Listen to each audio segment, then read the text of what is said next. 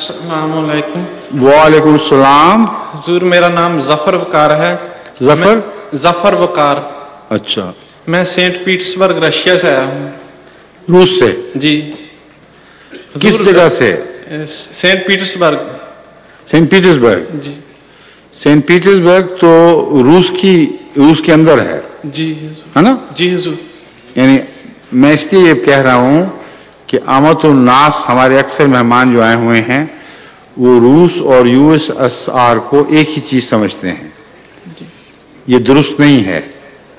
Russia روس کے اندر ایک ریاست ہے اور وہ روس کی سب سے بڑی ریاست ہے۔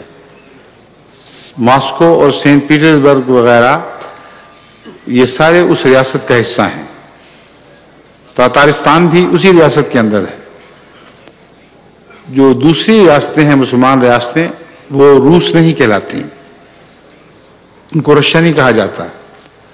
وہ U S S R United Soviet socialist republic کا حصہ تو ہیں مگر روس نہیں ہیں۔ غیر روسی ریاستیں روس کی مملکت میں شامل ہیں۔ سمجھ گئے ہیں؟ جی حضور۔ آپ تو جانتے ہی ہوں گے مگر اکثر آنے والے احباب چونکہ ان باتوں سے واقف نہیں، اس لیے میں ان کو سمجھانے کی خاطر اس سوال کی ضرورت سے زیادہ تفصیل بیان کر رہا ہوں۔ اب فرمائیے سینٹ پیٹرسبرگ والے روس میں پڑھنے والے کا کیا سوال ہے؟ حضور وہاں پہ کچھ عرصہ سے لینن کی میت کو دفن کرنے کے بارے میں بحث چل رہی ہے۔ ٹھیک ہے۔ اس بحث کے حوالے سے وہاں کے مستقبل کے بارے میں کچھ روشنی ڈال دیں۔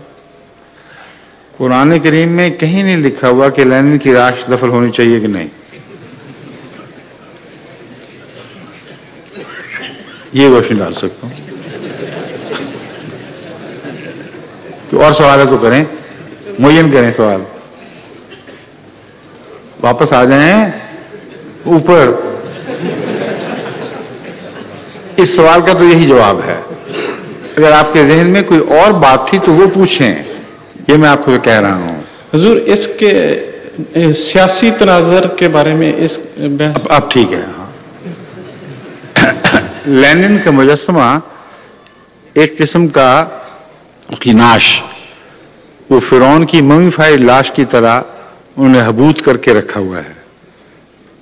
اس کے متعلق بہت سے ایسے غیر کمیونسٹ خیالات سے متاثر لوگ ہیں جن کو عموماً بیرونی طاقتیں ابھارتی ہیں، وہ انہوں نے یہ شوشہ چھوڑ دیا ہے۔ تم نے کیا فضول سنبھالا ہوا ہے اس مجسمے کو، اس کو دفن کرو۔ اور جس طرح لوگوں کے بت کافی ہوتے ہیں لینن کا بت بھی دکھانے کے لیے کافی ہوگا، لیکن اس ذریعے سے بعض بیرونی حکومتیں یہ سمجھتی ہیں یہ لیننزم نہیں بلکہ مارکسزم دفن ہو جائے گا، اور اسی خیال سے اس کی مخالفت بھی ہو رہی ہے۔ کمیونسٹ جو زیادہ اپنے مسلک میں آگے بڑھے ہوئے ہیں وہ اس کی مخالفت کر رہے ہیں۔ وہ چاہتے ہیں کہ لینن کو اسی طرح رہنے دیا جائے، اس کو چھیڑنے کی ضرورت نہیں۔ یہ درست ہے یا غلط؟ جی حضور۔ ہاں بس پھر اس کا مذہبی حل کوئی نہیں، ایک سیاسی چپکرش ہے جو دیکھیں کب تک چلتی ہے اور کیا نتیجہ نکالتی ہے۔ ٹھیک ہے۔